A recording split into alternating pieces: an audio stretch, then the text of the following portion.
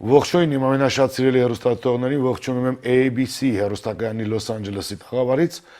եւ իհարկե նորից քննարկումներ, կարևորի մասին զրույցներ եւ այդ ամենը հենց այսօր։ Իմ շատ սիրելի հեռուստատողներ, մենք Սփյուռքի առաջ ենք։ Բարբերաբար մեր հաղորդաշարերը կարող եք դիտել ABC հեռուստակայանի միջոցով եւ առհասարակ նաեւ Գրիշա Սանդալյան YouTube-յան ալիքով։ Մինչ այդ ես ուզում եմ խոսել մեր հաղորդման գործընկերոջ մասին, որից հետո մենք պարտադիր կներկայացնենք այսօրվա մեր հյուրին։ Ես ուզում եմ տեղեկացնել մեր գործընկերոջ գործունեության մասին, որը ծավալում է Լոս Անջելեսում եւ այն ընդամենը ձեզ համար է, սիրելի հայրենակիցներ։ Դե ինչ, Երևան Shipping ընկերության մասին եմ ուզում խոսել, որ կարող եք ծանրոցներ ուղարկել դեպի Հայաստան բավականին հեքիաթային արժեքներով, փաունդը ընդամենը 2.99 եւ դրամական փոխանցումներ դեպի Հայաստան ընդամենը 1% արժեքադրույքով։ Այնպես որ այս պահին գովազդ է մեր եթերում, որից հետո վերադառնանք եւ կզրուցենք մեր հյուրի հետ։ Երևան Shipping, սենսացիա ստեղ, հա։ Այո, ճիշտ եք եկել։ Սանդրոցներ Երևան ուղարկելը $2.99 օթանավով։ Այո, Իսկ եթե դոլար ուղարկես, դոլար ստանան։ 1%, հա։ այո, Իսկ որ տանեն տուն հասցնեն, էլի 1%, հա։ 2%։ Երասը ծրի է, էլի։ Ժողովուրդ սենսացիա, ծրի է։ Նորթ Հոլիվուդ կլենդել։ 664 West Broadway հասցեում գործում է Art in Beauty Aesthetics բժշկական կենտրոն։ Կենտրոնն առաջարկում է հետևյալ ծառայություններ. ազատվեք անցանկալի դեմքի կնճիռներից, տարիների կորցրած դեմքի թարմությունը վերականգնեք մեզ հետ միասին, ազատվեք անցանկալի մազերից, պահպանեք, ամրացրեք, առողջացրեք ձեր գլխի մազերը, անցանկալի ճարպերի հյուսվածքներից ազատվեք մեզ հետ միասին, մաշկի ձգում, թարմացում, բիգբետների հեռացում, պարանոցի մաշկի թարմացում եւ ընդհանրապես, եթե ցանկանում եք ունենալ ավելի երիտասարդ տեսք, ավելացնելով ձեր ինքնավստահությունը, ձեր ընտրության ճանապարհը մեկն է Art in Beauty Aesthetics 818 450 0050 Ռեստորան Մեծո Նորավոճ սրահ Նոր շուջ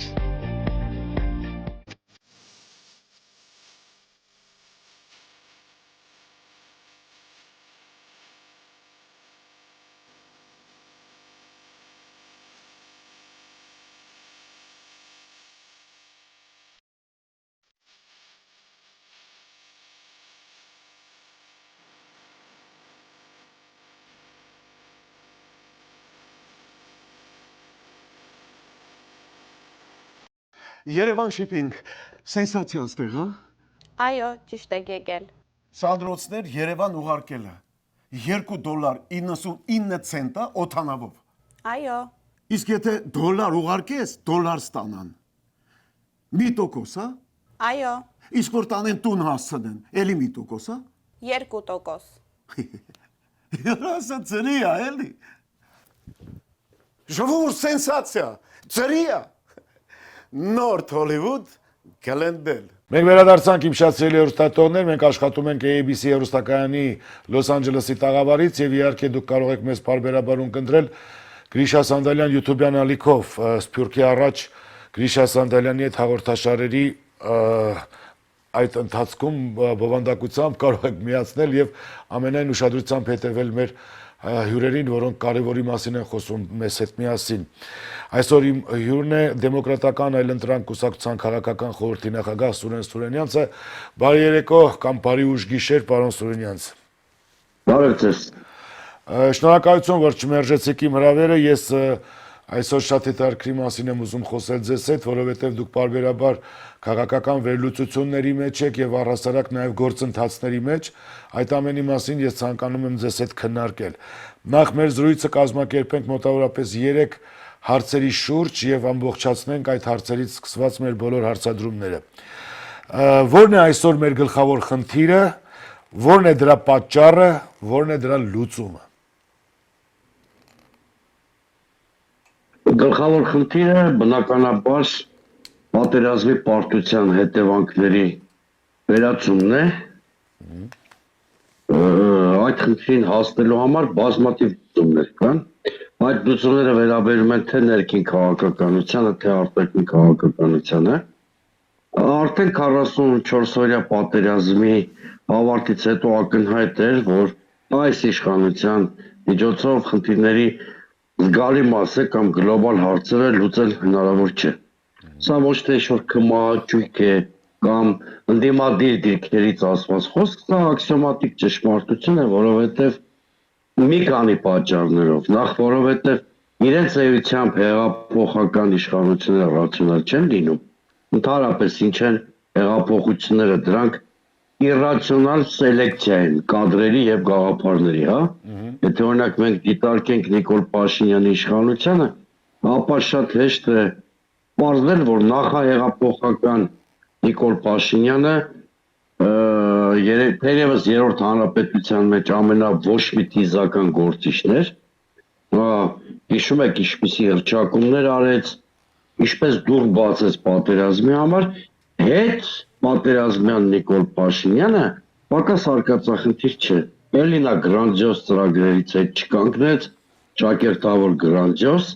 ես պարագայում էլ արդեն այդ գրանձիոզ ծրագրի անունը ճակերտավոր երկրի արտաքին քաղաքական կուրսը փոխելն էր, կամ դրա ձգտումները, ինչի հետևանքով էլի մենք ավելի չարվածներ ստացանք եւ բնականաբար երկու հարթություն ես որ ասեցի, առաջի հարթությունը լուծումների վերաբերում է մեր հասարակության քաղաքական կյանքի այնպիսի կազմակերպմանը, որ մենք ունենանք որակապես նոր սոլիդ իշխանություն եւ երկրորդը այդ իշխանությունը հասարակական համերաշխության հասնելու ճանապարհով պետք է հասնի շատ ավելի արդյունավետ արտաքին քաղաքականության իրականացմանը։ Մի կողմից հասարակական համերաշխությունը պիտի ստեղծի այնպիսի համակարգ, որ ավելի հեշտ կառավարի արտաքին մարտահրավերները, մյուս կողմից արտաքին քաղաքականության մեջ մենք պետք է զերծ մնանք արկածախնդրությունից, այս տուրբուլենտ աշխարհում անկանոն եւ քաոտիկ շարժումներից եւ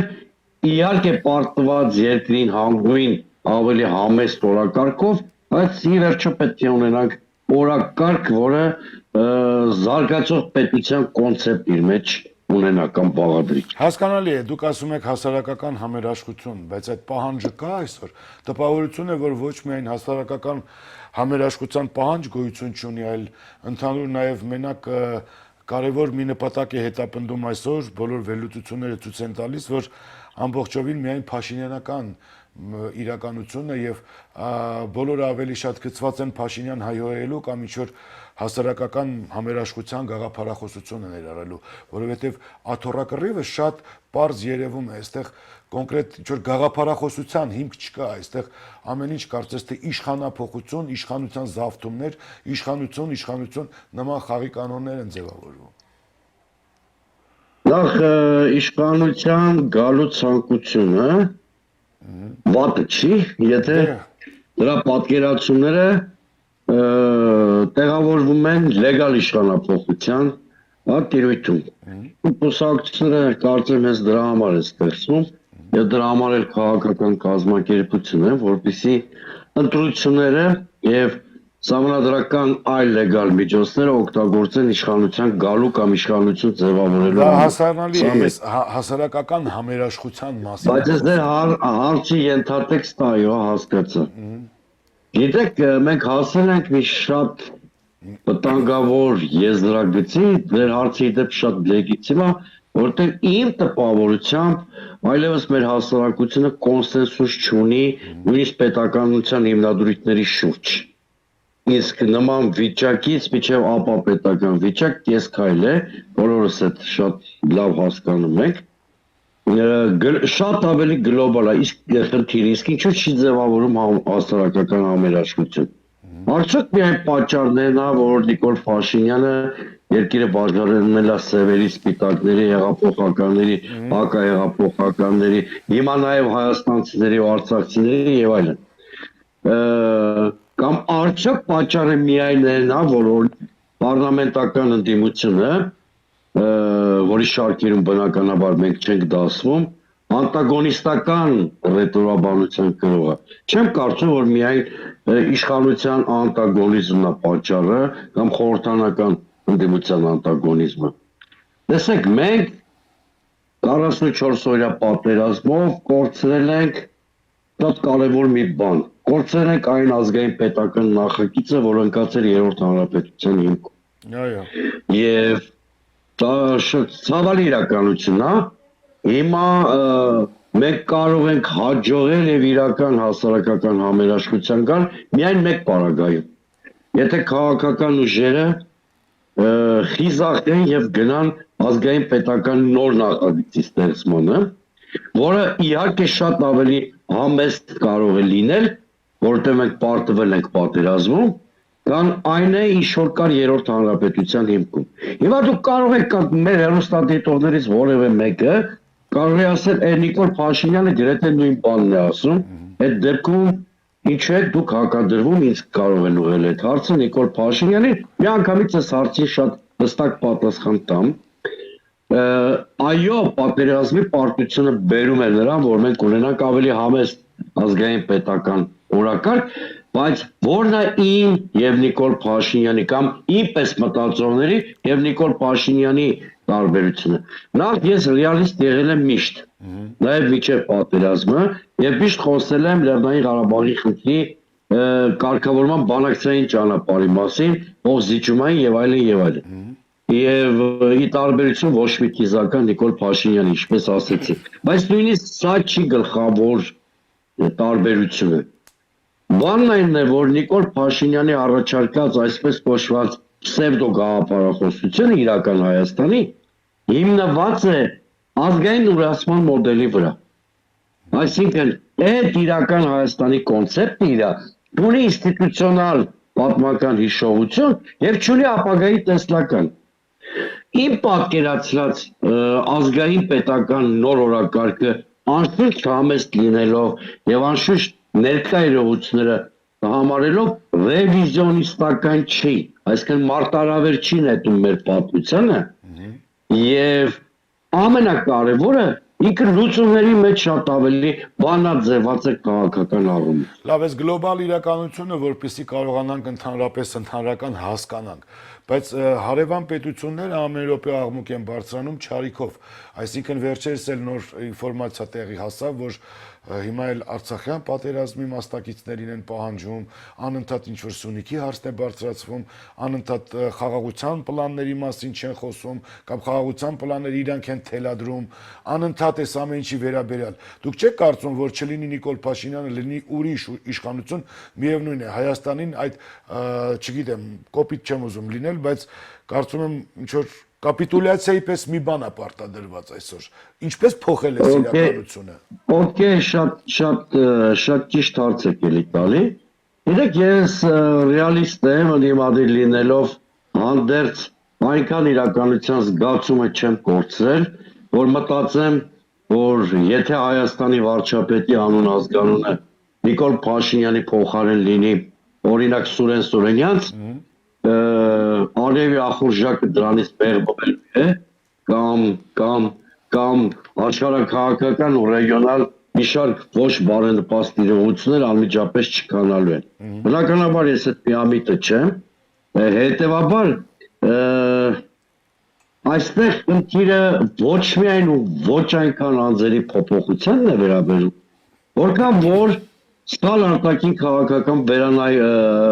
կոնցեպտի վերանայումը կամ դրանից հրաժարումը։ Տեսեք 2023 թվականի դեկտեմբերի 10-ին, թե 12-ին, գուցե օրը խառնեմ, երբ որ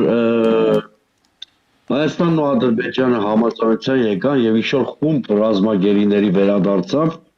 բայց Հայաստանն էլ դրա դիմաց գնաց զիջումների, ես մի բան զգուշացրեցի,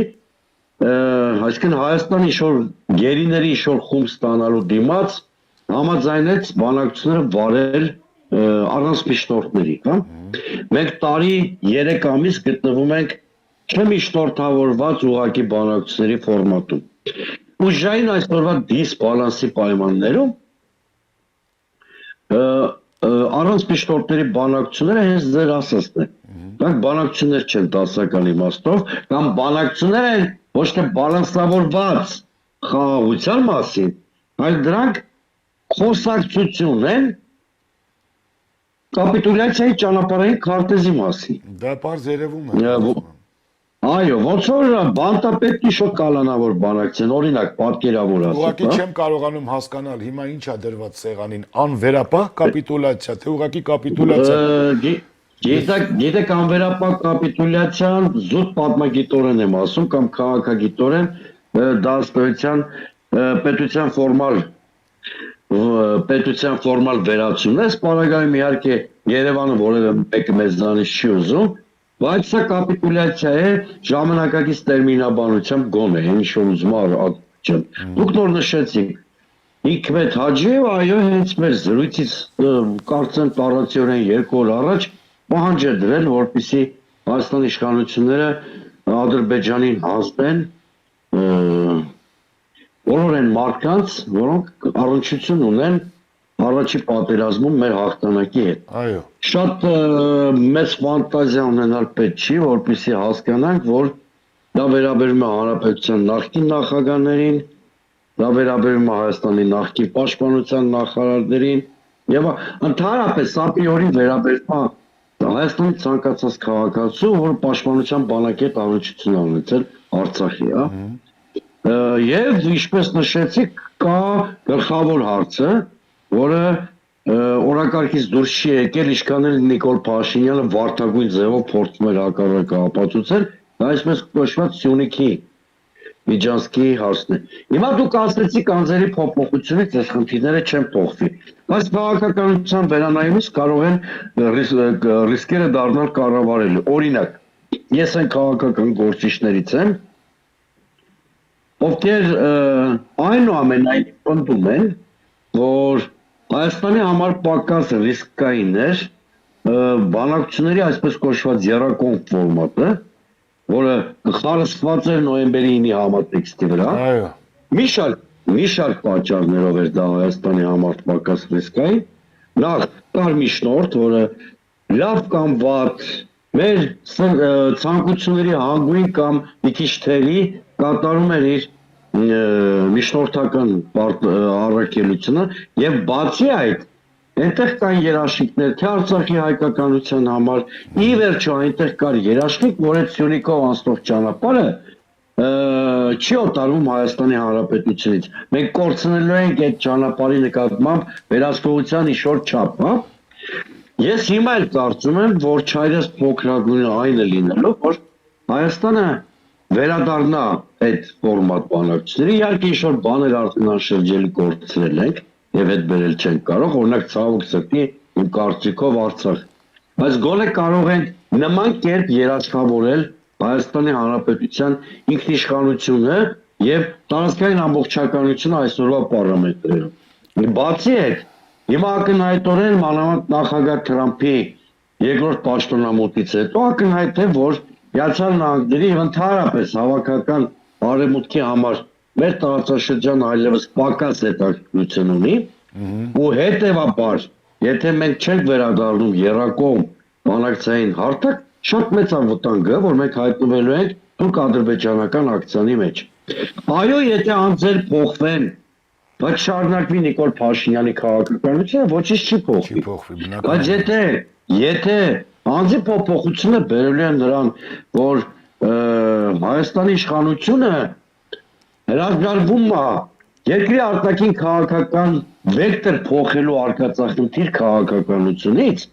եւ վերացնում է տոքսիկ բաղադրիչը հայ-ռուսական Այ հարաբերություններից։ քաղաքական վեկտորների մասին ենք խոսում։ Անընդհատ քննարկվում է եվրոպական արևմտյան ուղղությունները, որոշ մասը ռուսական ուղղությունը պահպանում է։ Մի խոսքով, հիմա մեզ գործընկերներ են պետք մեր շահի համար իրականություն դարձնելու, թե մեզ ընդհանրապես փրկիչներ են պետք։ Մենք ինչ ենք փնտրում այս ազգովի ու որտեղ ենք փնտրում իրականում։ Շատ շնորհակալ եմ այս հարցի համար, որովհետև այս թեմայով ես տասնյակ հոդվածներ ու հարցազրույցներ եմ գրել, եթե չեմ սխալվում, նույնիսկ նման մի հոդվածաշարի համար եմ 2004 թվականին ես արժանացել Տիգրան Բայրապետյան քաղաքագիտական մրցանակին, իդեպ այդ հոդվածները այդ ժամանակ տպագրվում էին հենց հայկական ժամանակ հերթում, որի խմբագիրը Նիկոլ Փաշինյանն էր։ Մի լավ բան ունի արած էլ ես։ Մի լավ բան արած ունի, հա։ Ինչևէ, հիմա տեսեք, մեր ամբողջ քաղաքական մտքի տկարությունը եւ մեր պետականության այս նախակոլապսային վիճակը հետևանք է հենց դրա, որ մենք որպես հասարակություն, որպես հանրույթ, որպես քաղաքական դաս խեղված պատկերացումներ ունենք դաշնակցային, գործընկերային հարաբերությունների մասին։ Այո, մենք բացառությամբ նախագահ Լևոն Տեր-Պետրոսյանի, որի կառավարման շրջանում շատ ավելի իրատեսական հայացք կար այդ հարցերին, հետո սկսեցինք ոչ թե դաշնակիցներ փնտրել, այլ փրկիչներ։ Փրկիչներ։ Օրինակ, 90-ականների վերջից եւ մինչև 44 օրյա պատերազմը մեր մոտ տարածված էր մի նարատիվ, որ մենք կարող ենք անդադ տխմարություններ անել, անդադ հիմարություններ անել, զբաղվել երկրի թալանով, ընտրություններ կերծելով եւ այլն, բայց ըստ առաջի վեր կամ հոխորտալ, իշոր պսևդոազգային օրակարգեր գեներացնել, երբ որ ասում ենք փոքրատիվ մարտիկով, որ սա շատ վտանգավոր տեղ կարող է հասցնել, մեզ ասում են մեկը Ռուսաստանը մեր անվտանգությունը կերաշխավորի, հիշում եք։ Ցավոք սրտի 2012-13 թվականներից հետո երբ Ռուսաստանը հստակ ազդանշաններ տվեց, որ այլևս տեր չէ առաջի պատերազմից հետո ստեղծված հետ պատերազմական ստատուս քվոին եւ առաջարկում էր կոնկրետ լուծում, չէ, սեղանի դրեց սկզբում Կազանի տարբերակ էր դա կոչվում, հետո դա մոդիֆիկացիայի ենթարկվեց 2014-15 թվականներից դարձավ Լավրովի պլան, Վերջում էլ բերեց իհարկե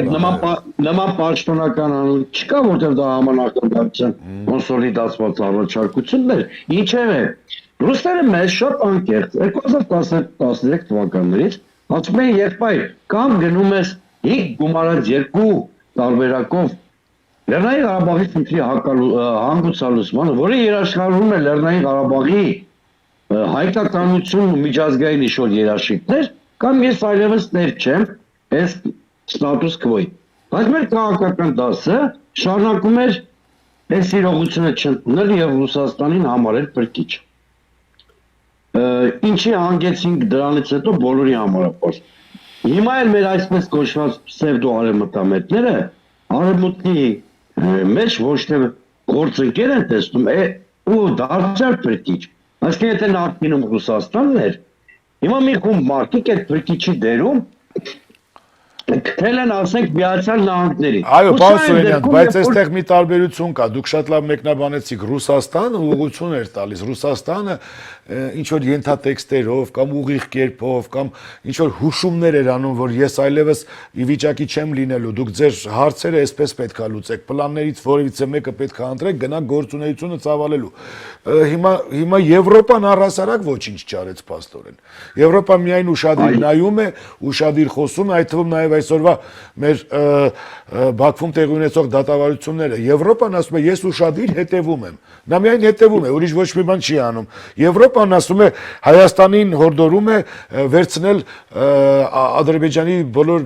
նկատմամբ բոլոր դատավարությունները, այսինքն Եվրոպան ամեն ինչ անում է, ես չեմ հասկանում, Եվրոպայում փրկություն ենք փնտրում եւ իմաստը ո՞րն է այդ փնտրելու, ես չեմ հասկանում, որտեղից են այդ փնտրում այդ փրկությունը։ Եթե ամբողջ ողբերգությունը նրանում է, որ երբ որ ինպես մարդիկ շարունակ պնդում են, որ Եվրամիությունն ու Միացյալ Նահանգները չունեն ստրատեգիական շահ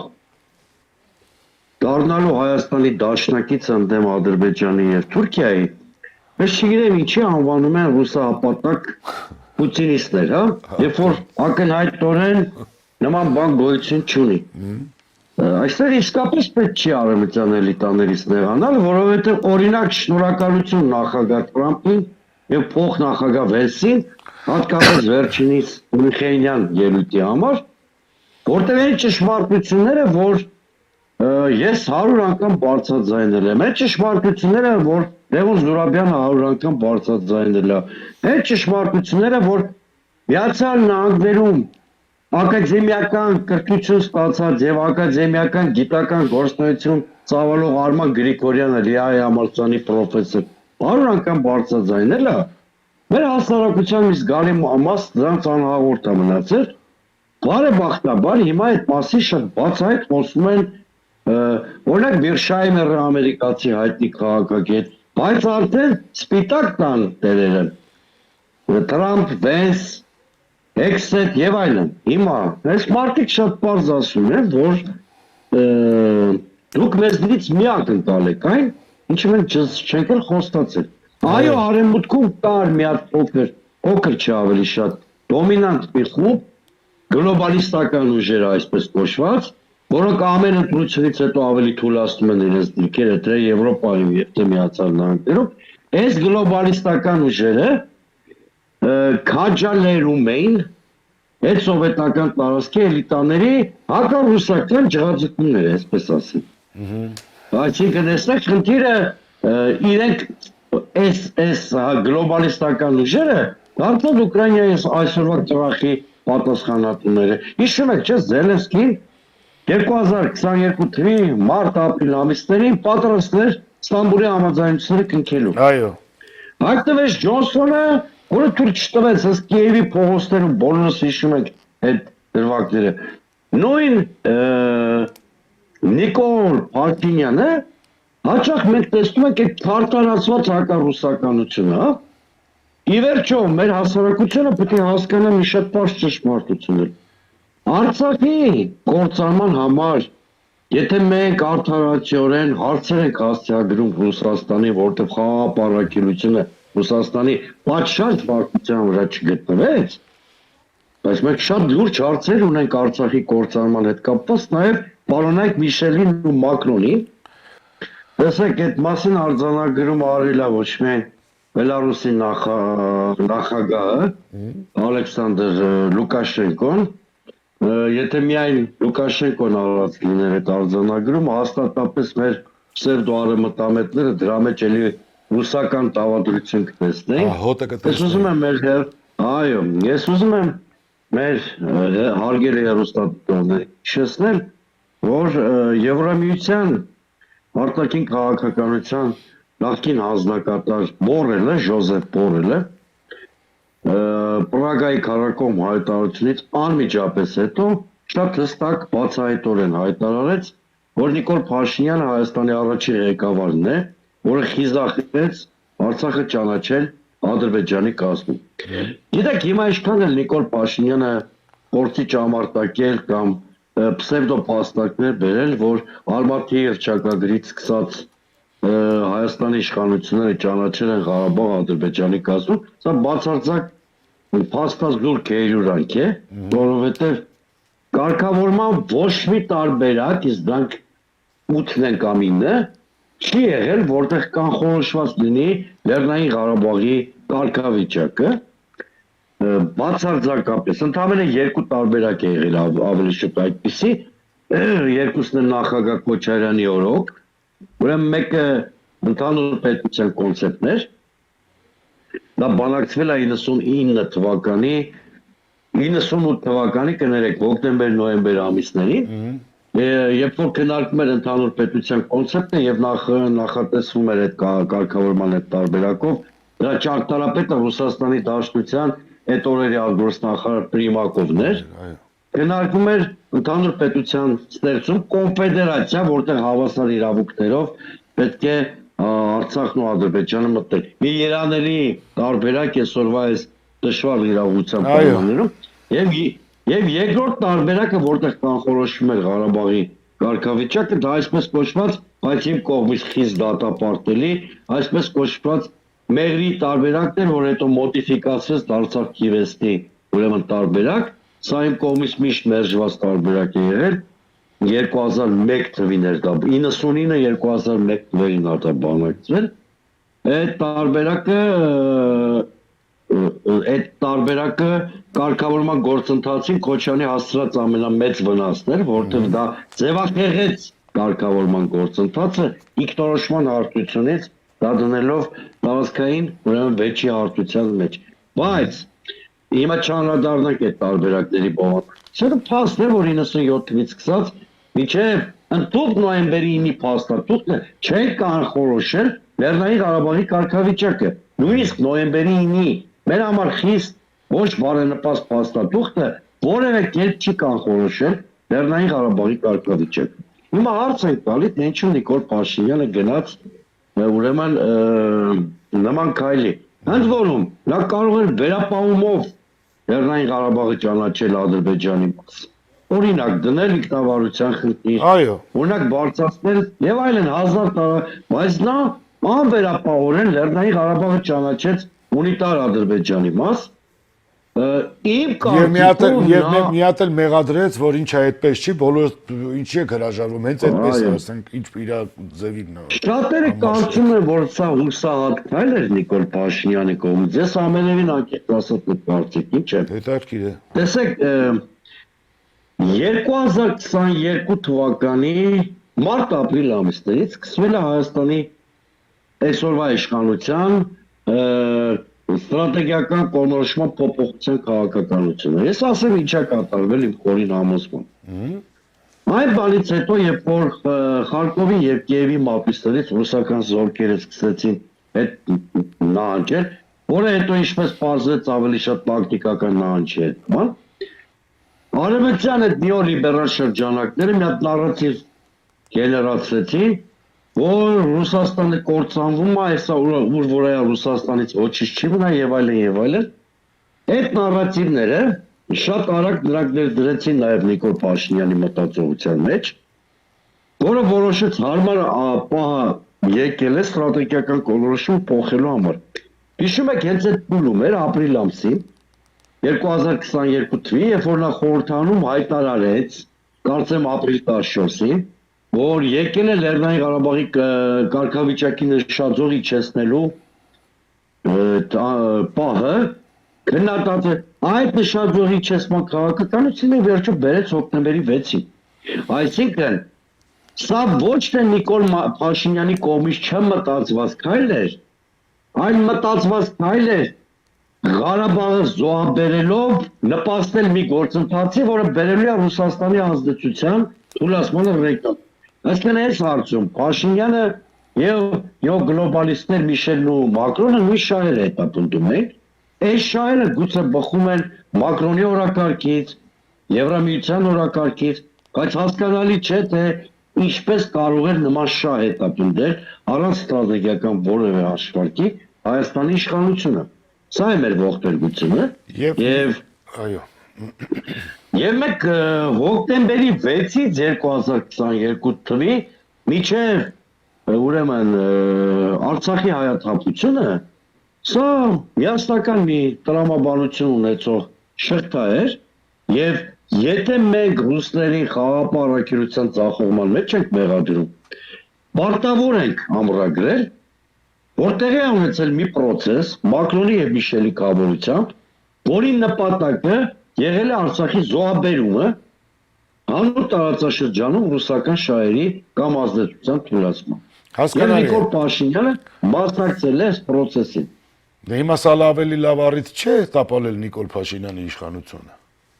Շատ լավ առիթ է Նիկոլ Փաշինյանին տապալելու, իհարկե, բայց եկեք մի բան նկատի ունենանք։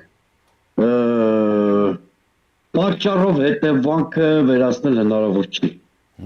Ես որպեսզի մեր հեռուստադիտողի համար պարզ լինի, ես փորձեմ բացատրել ինչի նկատի ունեմ։ Հին համակարգը մարմնավորող քաղաքական ուժերը, որոնք պատճառ են դարձել, որպեսզի երկրում տեղի ունենա հեղափոխություն եւ այս առաջին նախագահի ձևակերպած ազգագործան պատվաստը գա իշխանության, հա, այդ ուժերը իրենց խոսույթով վարկագծով չեն կարող բովանդակային այլընտրանք դինել Նիկոլ Փաշինյանի իշխանության։ Եվ ցավոք սրտի, այդ արդեն ակնհայտ է, հիմա էլ տեսնում եք այդ ուժերը, երկրորդ, երրորդ նախագահների թիմերը ըստ երևույթին իրենց անզորությունից ելնելով մի անիմաստ վեճի մեջ են, ով է բերել Նիկոլ Փաշինյանի։ Դա երևում է այդ վեճը, այո, անիմաստ վեճ է, հասկանալի վեճ է, բայց առհասարակ ասեմ ինչի, որտեղ իմաստալից կլիներ ինչպես հեռացնել Նիկոլ Փաշինյանին, այո, բայց ինչպես վերացնել Նիկոլ Փաշինյանին, հարցի պատասխանը կարող են տալ այն ուժերը, որոնք քաղաքական իրական այլընտրանք ձևավորեն գործող իշխանությանը։ Հիմա բարեբախտաբար Հայաստանում սկսվել է այդպես process, մեր կուսակցությունը դեմոկրատական այլընտրանքը շատ ակտիվ մասնակցում է քաղաքական այդ ուժերի համախմբանը, փորձում ենք, ես կարծում եմ մինչև 2026-ը կհաջողենք ինչ-որ բան ձևավորել, այլընտրանքային կենտրոն քաղաքական, այս Գյումրիի եւ մյուս ընտրությունները ուղղակի կարող են նպաստել դրան։ Իսկ որ չէ մենք կարծում, արդեն չէ մենք կարծում, որ արդեն հնարավոր լինի այդ ամենը պարակտել, տապալել, որովհետև բացարձակ ոստիկանապետությունում այդքան հեշտ է ստեղծել նման միություն։ Չէ, ոչ մի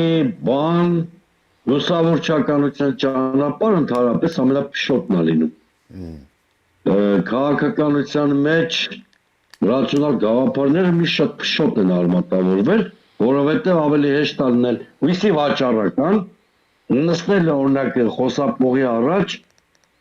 հեքիաթներ պատմել, ինչպես է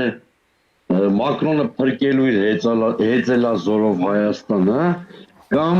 նստել է հեռուստաէկրանի առաջ եւ ապավինել ռուսական բարի ցարի ողորմածության։ Այդ շատ հեշտ է,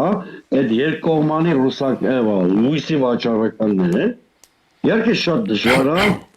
որովհետեւ ես երբեք իշխանությանը չեմ քննադատի հայ դատական տեզերով։ Ես երբեք իշխանությանը չեմ քննադատի ազգային արմատականության տեզերով,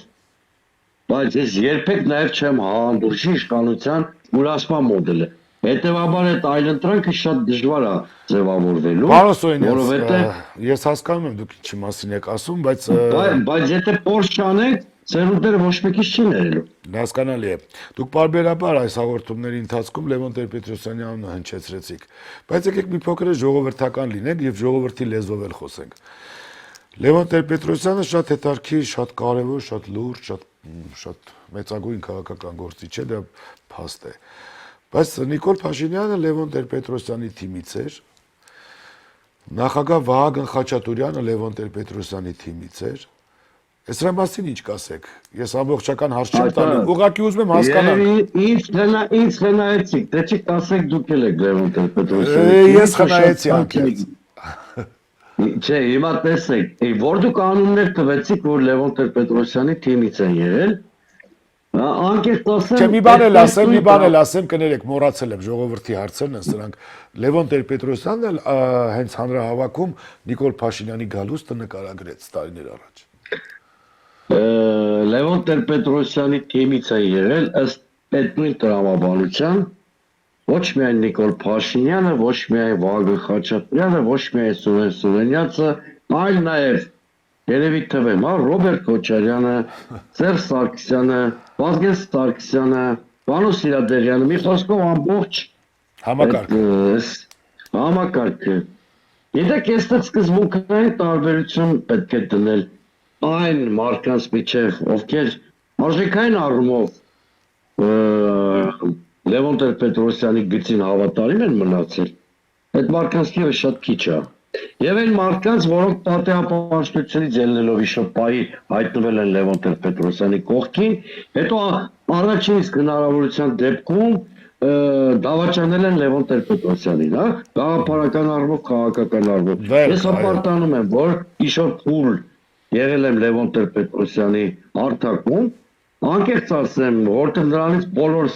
բոլորն են շփվել նրա հետ, ուղղակի մի մասը նրանից կարողացել են սովորել, մի մասը իրաց պահել են ծույլ աշակերտի պես։ Եթե Լևոն Տեր-Պետրոսյանի քաղաքականության հետ ամբողջովին համերաշխ լինեի, բնականաբար այդ կուսակցության ղեկավար չէի լինի, կլինեի Հայ ազգային կոնգրեսի անդամ։ Հիմա կարձանագրեմ ընդամենը հետևյալը, որ Լևոն Տեր-Պետրոսյանին համարելով բացառիկ պետական գործիչ, այնուամենայնիվ մենք ունենք մեր տարբերվող մոտեցումները եւ մենք ունենք մեր ուրույն ճանապարհը որպես դեմոկրատական այլընտրանք։ Բայց այնուամենայնիվ հանուն արդարության ուզում եմ Նիկոլ Փաշինյանին Լևոն Տեր-Պետրոսյանի հոգեզավակը չհամարեք,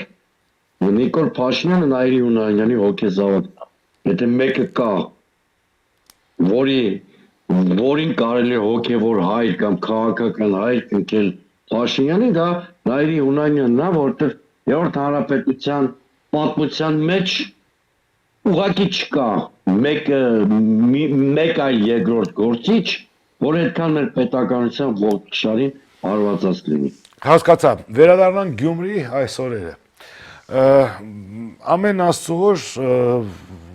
մենք արթնանում ենք եւ տեսնում ենք, թե երկրի վարչապետը ինչ-որ մի բան է մոգոնում, ինչ-որ մի բան է խոսում, այսպես ժողովրդի լեզվով ասած, ու ինչ-որ կարծես իրական ինչ-որ վիճակներից շեղում են մարդկությանը, հայրենությանը, ազգին։ Մեր վերլուծաբաններն էլ այդ մոգոնածը վերցնում են, քննարկում են, անդադ քննարկում են, ինչ-որ բաների շուրջ ուզում են ինչ-որ բանաձևեր գտնեն եւ այլն եւ այլն։ Դուք այն օրը լավ ասեցիք, փաստորեն մի քանի օր առաջ տեղի ունեցավ Նիկոլ Փաշինյանի գալահամերգը Գյումրիում, դա ձեր խոսքերն են կարծեմ, չէ՞, գալահամերգը։ Այո։ Եվ այդտեղ մարդը հիմա էլ Range Rover, չգիտեմ ինչ, յաշիկ, հիմա էլ լավ, հասկացանք, անընդհատ ինչ-որ այդ թեզերը իր մեջ ինչ-որ ապրում են, եռում են եւ այլն։ Անընդհատ ժողովրդին կերակրել թալանով, բացառապես ոչինչ չանել այս 7 տարիների մեջ, կամ եթե անել, դա ժողովուրդը չի էլ նկատում, եթե կարող է իրանց համար են անում ամեն դեպքում։ Ինչքան պետք է սա շարունակվի, ինչ եք կարծում։ Հիմա էլ Գյումրիի ընտրություններն են, որտեղ անտեղ իրական ճշմարտությունը, արդյոք կա որևիցե մի բանի ճշմարտություն, որ ժողովուրդը դա վաղուց հասկացել է, ընկալել է, Range Rover-ի պատմությունն էլ արդեն չի ընդունում, Թալանի մասին զրույցն էլ է ձանձրալի, չգիտեմ, յաշիկի պատմությունն էլ է արդեն ձանձրալի, ինչքան պետք է այս մարդ հետ ամեն ինչով կերակրի այս ազգին։ Գիտեք, իսկապես Նիկոլ Փաշինյանը այդ օրը ոչ թե գալա միջոցառում էր, տալիս այլ գալահամերգ էր, բավականին ցածրաճաշակ կատարմամբ, հա։ Այո։ Հիմա տեսեք, Նիկոլ Փաշինյանը իրականության հետ հաշտ չի, իրականությունից կդրվել է, որովհետև իհարկե բոլորիս պարզ առաջին էր ակնարկում Գյումրիի ելույթով, կամ որ շրջանակներն էր եղբայր, եթե հանցագործն այդ պարտիկ, ով էր քո ձեռքերը բռնում։ 7 տարի վարչապետ ես, պատժել այդ մարդկանց, թե չէ այդ մարդկանց բոբո ես դարձել, դեմոնիզացում ես ընտրությունից ընտրություն եւ փորձում ես այդ մարդկանց ֆոնին պսևդո հեշտագ Երևան եւ դրանց դիվիդենդներ շահել, դա իսկապես չի ստացվելու։ Ավելին ասեմ, Նիկոլ Փաշինյանի մեծագույն ձախողումն է, որ օրինակ Գյումրիի նախկին քաղաքապետը բավականին ազդեցիկ դիրքեր ունի այս ընտրական գործընթացում։ Պետք է մեզ պորոտախոսելու փոխարեն, բայց 7 տարի իշխանության ես, ինչ վեթինգ, ինչ ապօրինի գույք, ինչ, գիտեք, այդ արդեն այնքան ծեծված եւ ծիծաղելի է թվում, որ նույնիսկ իր զոմբիներին ասենք, չի կարողանում կոնսոլիդացնել այդ բաները։ Երկրորդը, ինչքան կարելի է բովանդակություն չներկայացնել եւ բոլոր մրցակիցների թիրախավորել։ Օրինակ մեր կուսակցությունը դեմոկրատական է, այլընտրանք ունի նախընտրական ցուցակ։ Հիմա ո՞նց կարելի է համահարթեցնել բոլոր մրցակիցներին։ Չէ, ուզում եմ ասեմ, ձեր ցուցակում էլ կան Range Rover-ով թալանչիներ, յաշիկ։ Ոչ, Range Rover ունեցողներ մեր ցուցակում չկան։ Այո, ունևոր մարդիկ էլ կան մեր ցուցակում։ Իհարկե։ Բայց այդ ունևոր մարդկանց եկամուտները թափանցիկ են եւ տեսանելի են, այսինքն այնպես չի, որ գիտեք, մենք կոմունիստական հասարակությունով չենք ապրում, որ չքավորությունը դառնա էտալոնային ինչ-որ բան, հա։ Լավ չի, որ գործարարներ կան, բայց երբ կրկնում, ստեղ խնդիրը չի։ Ենթադրենք Վարդան Ղուկասյանի թիրախավորում ես, 7 տարի ինչով ես զբաղված։ Ես կարող եմ ենթադրել, որ մի շրջանակ կա, որոնց հետ Նիկոլ Փաշինյանը փայ է մտել, ստանդարտ իրավիճակներում իրենց ձեռ չի տալի, հենց ասում ընտրություններին, այս մարդկանց դեմոնիզացնում է, դրա արդեն վերարտադրում է իր իշխանությունը եւ այսպես շարունակ, կամ մյուս դրվագը, եթե նկատեցիք ինքը նույնիսկ Գյումրիում սկսեց գեներացնել անկախականության իշխանականության օրակարգը։ Եղբայր թիմ ընտրությունները ինչ կապ ունեն, ասենք այդ բաների հետ։ Եթե մի բան ունի վերադարձնելու Նիկոլ Փաշինյանը, այդ ոչ թե Range Rover-ներն են, այլ օրինակ բացում գտնվող մեր եղբայրներին։ Այո։ Դες շատ աշխուժ համարձակ մարդ ես, գնա վերադարձրու, մարդ դիտում է Ռուբեն Վարդանյանի լուսանկարները չգիտեմ ինչ վիճակում է հայտնվում, չգիտեմ այդ սվաստումը մի կողմից, այդ ազգային ամոթը մեր մի կողմից, բան ունես վերադարձնելու, գնա վերադարձնելու։ Չի կարելի անդադ արժանանալ ուրեմն ալի հեկտանքին ու գալ երկրի ներսում, հոխորտալ բաների վրա։ Դե փաստորեն գիտեք սցենարը չի փոխվում, ամեն անգամ նույն սցենարով, նույն սցենարով։ Ուղղակի սցենարը կարող է բացվել ժողովրդի դիմադրությանը հիմա։ Դե բնականաբար։ Որովհետև տեսեք ժողովուրդն է փոխվել։ Եթե տեսեք այդ մի մարզում անկրությունները, որտեղից ծնվեց Նիկոլ Փաշինյանի տրողների հավաքական կերպարը, եթե հիշում եք այն քեր շանգրագետ կինը Ախուրյանցի անուն, որը դարձավ նիկոլական ընտրազանգվածի հավաքական կերպարը։ Նույնիսկ ինձ թվում է, որ Ախուրյանցի անուն ու Նիկոլ Փաշինյանի հարազատ Չարլոն են այլևս հրաժարվում կատարել Նիկոլ Փաշինյանի ցուցումները կամ ենթարկվել նրա մանիպուլյացիային։ Նիկոլ Փաշինյանը հուսահատ չի գերի մեջ է, իրականում նա վարդ երկընտրանքի առաջակամ պիտի Գյումրիում գնա տոտալ կեղծիքների, վարչական ռեսուրսի չարաշահումը միայն չի օգնելու, որովհետև այդ իրենց հմկահարած մեր սարիգը, որ իրենք այդքան սիրում են այս օրերին կրկնել, իրականում ապօրինի ճանապարհով ստացված քաղաքական ուժի տա։ Այո։ Կներեք համեմատության համար հանրապետականից հայտնվել է Լուսավորի Էդմոնի մոտից հայտնվել է Նիկոլի մոտ։ Դե հիմա մեր սարիգը, եթե այդպես են մեր սարիգ դառնում, ուրեմն Նիկոլ Փաշինյանը այլևս թիվել չունի։ Ոնց կարա ուրիշը կադրը, գիտեք, այդ մարդն էլ չի հասկանում ինչան։ Ակնհայտորեն փորձում է կեղծել այն իրականությունը, որ ինքը 2017 թվականին եղել է հանրապետական։ Ավելին, լավ է կուսակցականությունը ֆորմալ առումով այնքան էլ կարևոր չի։ Բոլորը հիշում են, որ ինքը եղել է հանրապետական նախկին քաղաքապետներից մեկի ընտրական տասովշիկներից մեկը։ Գյումրիում դա բոլորը գիտեն։ Հիմա ամենակ այդ տոմս ունենալ չունենալը խնդիրի չի։ Հասկանալի է։ Լավ, եկեք։ Այսինքն Նիկոլ Փաշինյանը հենվում է ամենահին կադրերի վրա։ Հասկանալի։ Պարոն Սուրենյանց, դուք եք մասնակցում ընտրությունների, ես գիտեմ, ձեզ ցանկանում եմ, որ ձեր ուզած տարբերակին դուք հասնեք, որովհետև երբևէ պետք է ճշմարտությունը իրականություն դառնա։ Լավ, Սփյուռքի ասելիքներն ինչ են այստեղ, Սփյուռքի անելիքները կներեք։ Սփյուռքը ինչ ունի անելու այս ամեն ինչի մեջ։ Մեկ այս գլոբալ զրույցի մեջ։ Սփյուռքը դավա Սփյուռքը կներեք, դերակատարություն ունի այս իրականության մեջ, շատ հաճախ ասում են, դուք մի խառնվեք, նստեք ձեր տեղը, ձեր ամերիկաներում տակ, ջերմ, գործ չունեք, մեր երկիրը մենք ենք բան եւ այլը, մի խոսքով, մեզ այսպես ուզում են հեռացնել ամեն ինչից, բայց դա չենք կարող, մենք բոլորս սա ենք։ Վուլգար մատերիալիզմի դրսևորմանը, ընդ որում այդ վուլգար մատերիալիզմը երկու դրսևորում ունի։ Մի մասը Սփյուռքին ասում է դուք մի խառնվեք ոչինչի, մյուս մասը Սփյուռքին հազար ներևություն բառի համար կտուկովի տեղակ։ Այսինքն այս երկուսն էլ վուլգար մատերիալիզմի դրսևորումներ են։ Իմ խորին համոզմամբ հիմա Հայաստան-Սփյուռք հարաբերությունները գտնում են պատմական ամենացածր շրջանի, հա, պատմականորեն։ Այդպես էլ կա։ Կարելի ասել ինստիտուցիոնալ որևէ հարաբերություն չուներ, եթե ինչ-որ բան էլ կար, մի հանձնակատար եկավ հենց ձեր Կալիֆոռնիայից, հա, եւ ամեն ինչ ավելի հիմնահատակ փչացվեց այս առումով, բայց այստեղ մի կարևոր բայց կա։ Ես միշտ մտածել եմ, որ 90-ականների սկզբից սկսած Սփյուռքը չկարողացավ ադապտացնել իր օրակարգը։ Այսինքն այն համախմբման մերանը, հա, օրինակ տեսեք, սովետական Հայաստանի պայմաններում շատ բնական էր, որ մեր գաղթօջախները կոնսոլիդացվում էին հայոց ցեղասպանության միջազգային ճանաչման օրակարգի շուրջ։ Իմ կարծիքով 90-ականներին արդեն Սփյուռքում պիտի տրանսֆորմացիա տեղի ունենար եւ կոնսոլիդացնող հիմնական գործոնները դառնային Հայաստանի Հանրապետությունն ու Լեռնային Ղարաբաղը։ Բայց կներեք, մեր Այն սահմանադրությամբ դա ամրագրված է, որ Հայաստանի Հանրապետությունը հենց հանդիսանում է։